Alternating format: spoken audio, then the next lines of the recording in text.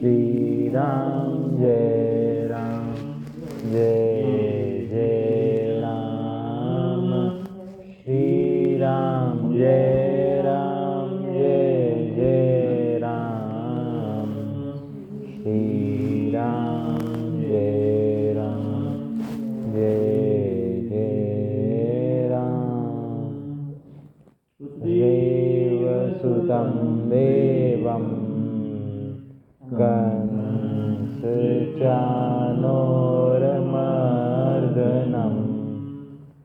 देवकी परमानन्दं कृष्णं वन्दे जगद्गुरुं। कृष्णं वन्दे जगद्गुरुं। हरि शरणं हरि शरणं हरि शरणं हरि शरणं हरि शरणं हरि शरणं हरि शरणं हरि शरणं शरणं हरि शरणं हरि शरणं हरि शरणं हरि शरणं हरि शरणं हरि शरणं हरि शरणं। भगवान की और मुकुट बंसरी वाले की माता की जय, रामैया की जय, कोटि सत्संग महात्माओं की जय। नारायण नारायण नारायण नारायण। परम श्रद्धेय स्वामी जी श्री राम सुखदास जी महाराज की पुस्तक बिंदु में सिंधु, इसमें वर्णन आया है कि अपना लक्ष्य परमात्मा का रखो तो हरेक काम भजन हो जाएगा। परमात्मा का लक्ष्य रखने से संसार में घाटा नहीं पड़ेगा, प्रत्युत लाभ हानि जो होने वाला है वह अपने आप होगा। कारण कि उस लाभ हानि का जो संबंध है वो प्रारब्ध से है, इच्छा से नहीं। प्रारब्ध से है, इच्छा से नहीं। आप दिन भर जो क्रिया करो सभी भगवान को लक्ष्य रखकर करो। निरर्थक क्रिया भी भगवान के लिए करो तो वह सार्थक हो जाएगी। कोई भी काम करो भगवान को याद रखो, कोई भी काम करो भगवान को याद रखो। शरीर भगवान का है, इसलिए उसको शुद्ध करने के लिए शौच जाना भी भगवान का काम है, भजन है। परंतु स्त्री पुत्र धन आदि संसारिक पदार्थों के लिए भजन करके, माने इनकी कामना से भजन जो करते हैं, तो वो आप भजन को भी रद्दी कर देते हो। अतः संसारिक पदार्थों के लिए भजन की बिक्री मत करो। केवल भगवान के लिए करोगे तो आपकी सभी क्रियाएं भजन हो जाएंगी। आप भगवान के अंश हो, ये बात आप हरदम याद रखो। आप भगवान के अंश हो, ये बात आप हरदम याद रखो। ये बात मैं आपको बार बार इसलिए कहता हूँ कि ये बात मुझे ज़्यादा जची है। ये बात बार बार इसलिए कहता हूँ कि ये बात मुझे ज़्यादा जची है कि आप भगवान के अंश हो। पहले मेरा इस बात की तरफ इतना ख्याल नहीं था जितना इन वर्षों में मेरे को ये ज़्यादा जची है। मान लो कि हम अब जंगली पशु की तरह बिना मालिक के नहीं, हम भगवान जंगली पशु की तरह। एक जंगली पशु होता है और एक पालतू पशु होता है। तो पालतू जो पशु होता है उसका एक मालिक होता है। वो आवारा पशु नहीं होता। जैसे महाराज जी कह रहे हैं, आप भी मान लो कि हम भी बिना मालिक के नहीं हैं, भगवान के हैं। आप वास्तव में सदा से ही भगवान के हो, भगवान के हो, चाहे जानो या ना जानो, मानो या ना मानो, केवल अपना भाव बदलना है, केवल अपना भाव बदलना है। माने भगवान के तो हम हैं ही, केवल अपना भाव बदलना है कि हम भगवान के हैं। होई राम को नाम जपू, नाम जपने से लाभ होगा, पर भगवान का होकर नाम जपना और तरह का होता है। भगवान का होकर नाम जपना। कोई बालक रोता है तो हरे को दया आती है, पर माँ माँ कहकर रोता है तो माँ की ताकत नहीं कि बैठी रहे, माने उसको गोद में उठाकर लेना ही पड़ता है। बालक रोता है तो सब माँ नहीं दौड़ती, वही दौड़ती है जिसको वह माँ कहता है। मान लो और भी कई स्त्रियां बैठी हैं, वो भी किसी की माँ है, परंतु बच्चा तो जिसको माँ माँ कहकर पुकार रहा है उसके लिए तो वही दौड़ती है। इसी तरह राम जी का होकर राम जी का भजन करने से राम जी को दौड़ना ही पड़ता है। जैसे बच्चा अपनेपन के बल से पुकारता है माँ माँ, और माँ को आना पड़ता है। इसी तरह से महाराज जी कहने कि भगवान के होकर भगवान का भजन करो, नाम जप करो, कीर्तन करो। एक हम अपने भीतर में तो संसारिक पने को दृढ़ करते हैं और बाहर से भजन करते हैं, तो वो इतना दामी नहीं होता। भीतर से भी ये दिखता है कि हम भगवान के हैं, संसार के नहीं, और बाहर से अपना भजन हो रहा है। तो होई राम को नाम जपू, भगवान के होकर भगवान का नाम करने का, भगवान का नाम जप का जो महात्म्य है, जो लाभ है, वह संसार का होकर भजन करने के लिए। फिर एक प्रश्न आया है कि संसार में सुख है, ये भाव भीतर बैठा हुआ है, इससे इच्छाएं छूटती नहीं। महाराज जी ने कहा कि संसार में सुख होता तो फिर लोग सुखी हो जाते, माने फिर दुखी कोई क्यों रहता। अगर लोग सुखी नहीं हैं तो संसार में सुख नहीं है, ये निर्णय कर लो, अपने भीतर में निर्णय कर लो कि सुख है तो फिर सभी सुखी क्यों नहीं है। गीता में साफ साफ संसार को दुखाल्य लिखा है। गीता में साफ साफ संसार को दुखाल्य लिखा है, दुखाल्यम शाश्वतम। दुखाल्य में क्या सुख होगा। लेकिन फिर श्रोता ने प्रश्न किया कि महाराज जी ठीक है, ये बाद में दुख का कारण होता है, लेकिन जिस समय सुख भोग करते हैं उस समय तो सुख लगता है, उस समय तो अच्छा लगता है। तो तात्कालिक सुख दिखता है, इसलिए उसमें सुख बुद्धि बन जाती है। तो स्वामी जी ने कहा कि इतने दिन आपने सुख लेकर देख लिया, तो देखकर तो सीखो इसका परिणाम क्या निकलता है, अपने अनुभव का आदर करो। फिर श्रोता ने कहा कि महाराज जी भोग के परिणाम में तो दुख दिखता है, पर भोग सामने आते भूल जाते हैं। तो महाराज जी ने कहा कि आप भोग का आरंभ न देखकर उसका अंत देखो तो निहाल हो जाओ। माने आरंभ में तो सुख दिख रहा है पर अंत दुखदायी है, तो आप अंत देखोगे तो निहाल हो जाओगे। भोग का आरंभ काल सुखदायी है, अंतिम काल सुखदायी नहीं है। भगवान गीता में कहते हैं यतदग्रे मृतोपमं परिणामे विष्णुव, अर्थात जो राजसी सुख है वो आरंभ में अमृत के समान लगता है, परंतु परिणाम में विष्णु, परिणाम में जय दिख रहा है। आप केवल अंतिम काल को अर्थात परिणाम को देखो। भोग के परिणाम में सुख नहीं मिलता, परंतु त्याग के परिणाम में सुख मिलता है। आप विचार करें,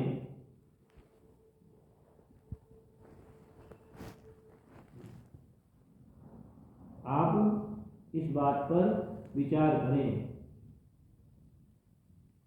और ये निर्णय कर लें कि अंत में स्वर्ग स्वल्प अंत दुखदायी, रामचरितमानस में आता है, यही तन कर पल विषय न भाई, स्वर्ग स्वल्प अंत दुखदाई। भगवान कहते हैं कि मनुष्य जीवन मिलने का तात्पर्य भोगों के भोगने से नहीं है, क्योंकि आप स्वर्ग लोक तक भी चले जाओगे तो स्वर्ग स्वल्प वो भी कुछ समय के बाद छूट जाएगा, और अंत दुखदाई, अंत में दुख ही पाना पड़ेगा।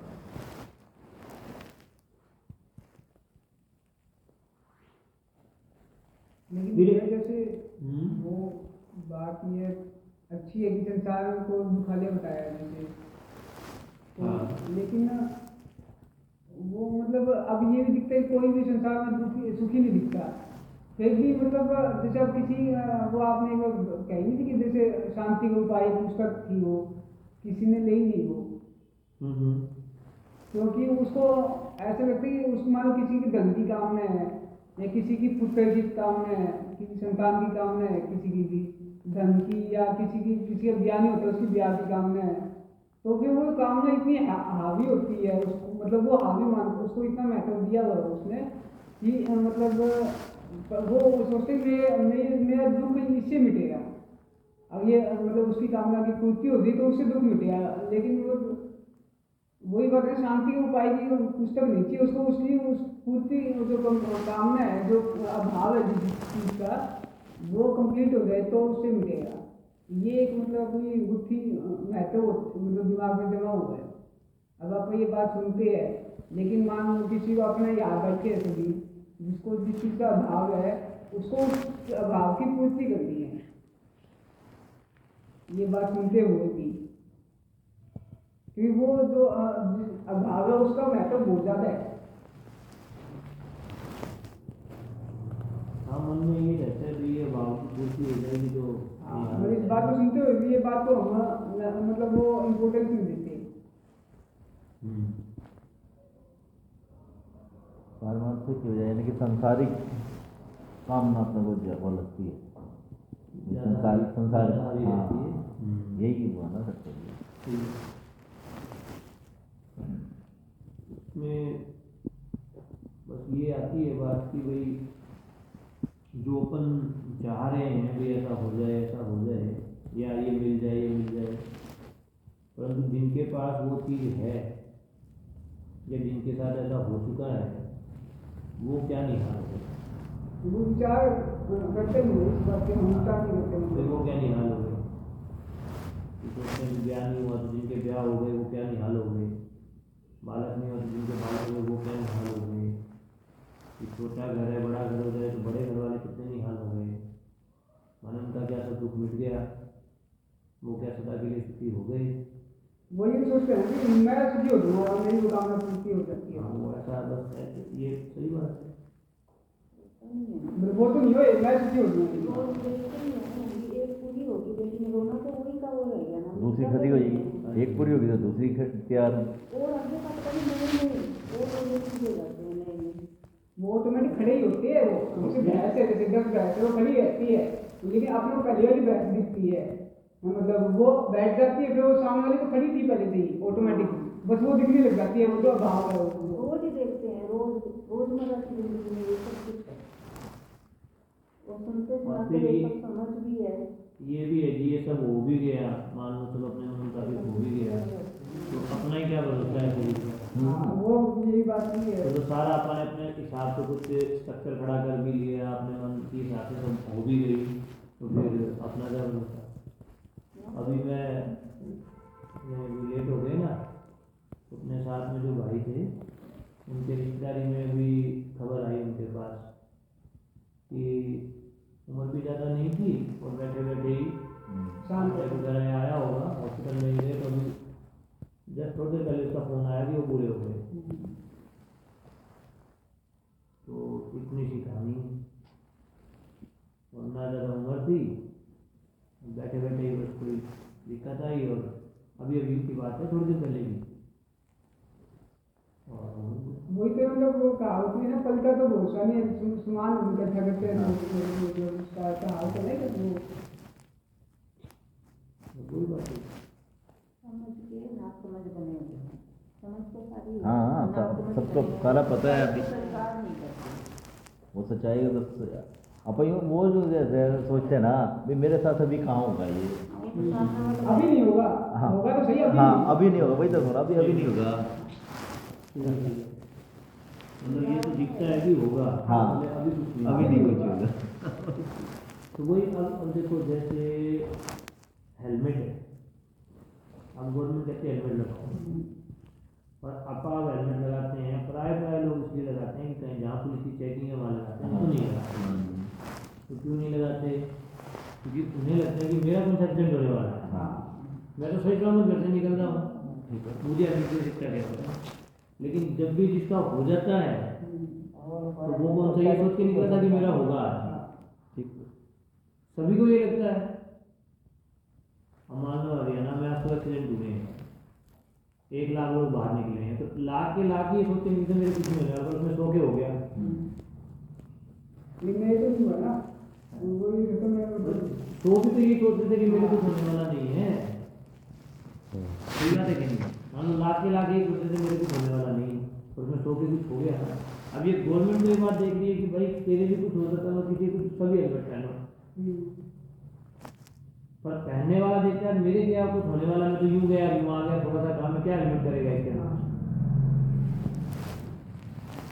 कि भाई हाँ ठीक है। अब ये बात तो वो भी जानता है कि भाई ठीक है एक्सीडेंट हो सकता है, किसी का हो जाता है, हेलमेट बिना चोट भी लगे, तो यार मेरा क्या होने वाला है, मैं तो आराम से चल रहा हूँ।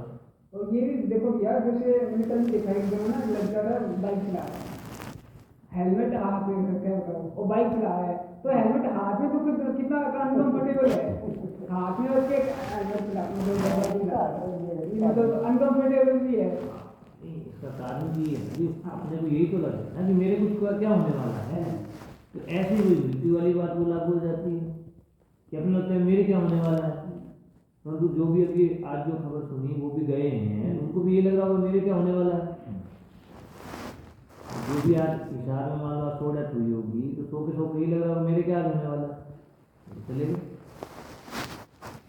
ऐसे ही मतलब जिनके नंबर आते हैं उनके साथ वो चाहे एक्सीडेंट हो चाहे मृत्यु हो तो वही आ ही जाता है, पर हमेशा अपने को हर क्षण ये लगता है कि मेरे अभी कुछ होने वाला नहीं।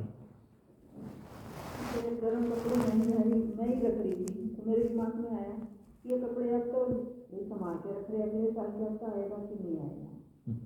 सही बात आ जाती है, ये सत्संग की दृष्टि रखते तो आ जाती है, क्योंकि कभी ये लगता है ना कि ये बस टेम्परेरी होता है कि सर हर क्षण मेरे को तो ऐसे ही लगता है, कोई भरोसा नहीं। नहीं सही बात नहीं, क्या भरोसा है। और ये जैसे इसकी खबर आई आप बता रहे हो, अब क्या उसकी कामना नहीं थी कि अब ये कामना थी ना कि अभी ये जैसे जिसके संतान की है, जिसके या कुछ भी रही होगी, कुछ ना कुछ तो होगी ना उसके। हाँ, अब यूँ दुनिया था कि अभी चला जाएगा, क्या बता मान हो सकता है कि आप तो 10 साल बाद की प्लानिंग बना रहे, 20 साल बाद की प्लानिंग बना रहे,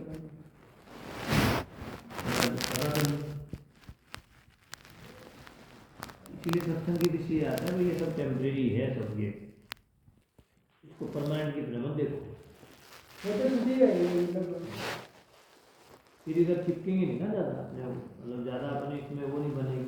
ये बोले यूँ हो गया बोला तो क्या हो गया, यूँ हो गया बोले तो क्या हो गया, कम है तो क्या हो गया, ज़्यादा से बोले ज़्यादा तो है, नाश तो होना ही है, तो छूटना तो है ही, अंत में तो छूटना तो है ही, हल्कापन रहता है। हल्का बन जाता है।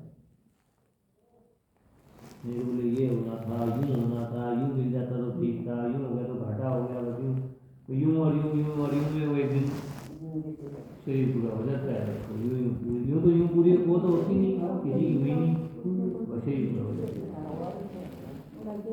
कोई बिल्कुल देख लो, जो मृत्यु वाली बात है ले लो, चाहे हेलमेट वाली बात ले लो, एक ही बात। अब इतनी स्पीड में गाड़ियाँ चलती हैं, तो जो भी स्पीड में गाड़ी चला रहा है उसको थोड़ा लग रहा है कि मेरा एक्सीडेंट हो सकता है, तो मेरा क्या होगा, पर रोज अपन खबर पढ़ लेते हैं ये और स्पीड थे, ये और स्पीड थे, ये चले गए इनके वो आ जाए। पर जो वो चला रहे थे तो उनको भी क्या लग रहा था कि मेरा होने वाला है, लगता था वो स्पीड धीरे कर ही लेते, उसको हेलमेट वाले को लगता है वो हेलमेट पहन ही लेता। ऐसे ही मृत्यु का है, अपने को हर नहीं लगता है मेरे क्या कुछ होने वाला है, वो ही गए सकता, अपना भी लास्ट हो सकता है टाइम में। वो आजकल मुझे इतना ज़्यादा देख रहे हैं चीज़ें जाने वाली जैसे, और फिर भी मतलब आंसू आ गया, हमने कामना रोटी पैदा लगा रखे हैं। हाँ सही बात है।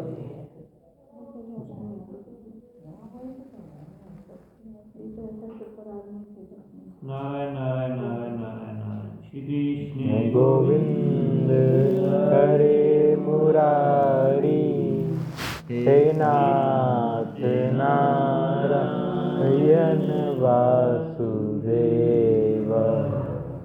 कृष्ण गोविंद हरे मुरारी हे नाथ नारायण वासुदेव। जो मिलती है और बिछुड़ जाती है वह चीज अपनी नहीं होती, इस एक बात का आप ख्याल रखो। ये बहुत दामी बात है, मुझे तो ये बात बहुत बढ़िया लगती है। इसकी जितनी महिमा कही जाए थोड़ी। शरीर भी मिला है बिछुड़ जाएगा, धन भी मिला है बिछुड़ जाएगा, घर कुटुंब भी मिला है बिछुड़ जाएगा, किसी की ताकत नहीं कि इनको रख। ये सब चीज़ें अपनी नहीं हैं। अगर इस बात को याद कर लो तो बहुत लाभ की बात है। इस बात को मान लो तो कामना छोड़ना भी क्या होगा, अभी तो जो कठिन लगता है महाराज जी कह रहे हैं ये भी अपने आप हो जाएगा। इस बात को मान लो भाई, इन चीज़ों को अपनी मानोगे और ये तो छूटेगी तो सिवाय दुख के कोई फायदा नहीं। जितना ज़्यादा अपना मानोगे उतना ज़्यादा दुख होगा। जो अपनी नहीं है उसको अपनी मानना बेईमानी है। वस्तु संसार की है और संसार किसी व्यक्ति का नहीं है। ये सबको मिला है और सबसे बिछुड़ेगा। अपने केवल भगवान जो सदा साथ रहते हैं, पर आप उधर ध्यान नहीं देते। अपनी चीज कभी बिछुड़ती नहीं। अपनी चीज वो है जो कभी बिछुड़ती है। तो यही बात यहाँ आ गई महाराज जी, जो मिलता है बिछुड़ता है, व्यापार नहीं होता। इस एक बात की ओर ध्यान रखो कि शरीर भी मिलाया जाएगा, परिवार भी मिलाया जाएगा, धन भी मिलाया जाएगा। एक बात है।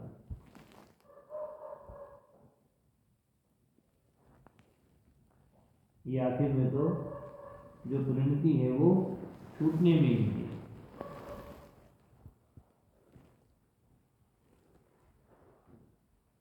श्रीमन्नारायण नारायण नारायण। किसी ने श्रोता ने प्रश्न किया कि पहले तो भगवान ने संसार बनाया, फिर कहते हैं संसार का त्याग करो, तो फिर भगवान ने बनाए। महाराज जी ने कहा कि भगवान को माफ कर दो, जो गलती हो गई वो उनसे हो गई। अरे भाई, भगवान ने त्याग करने के लिए तुम्हारे को शरीर संसार दिया है। जब तुम्हारा कुछ होगा ही नहीं तो फिर त्याग क्या करोगे? माने एक गलती मान लो भगवान ने की, हमने की, तो भगवान को माफ कर दो और अपनी गलती सुधार लो।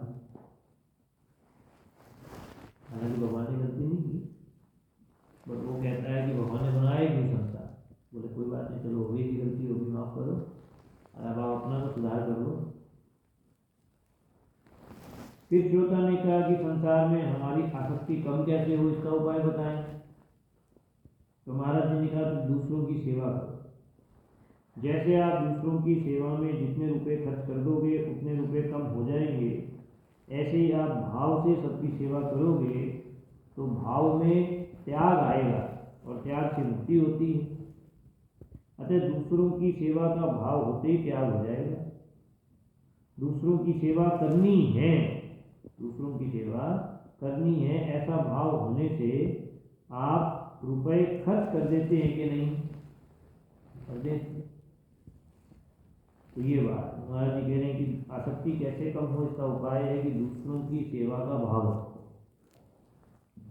दूसरों की सेवा में क्या होगा? अपने सुख आराम का भी त्याग होगा, वस्तु का भी त्याग होगा, धन का त्याग होगा। तो इन सब चीज़ों का अपने आप ही ऑटोमेटिकली अपने पाने की इच्छा जो रहती है वो कम होगी, लगाने की इच्छा ज़्यादा होगी। आप भगवान को याद करो या ना करो, भगवान सबका पालन करते हैं। ब्रह्मा जी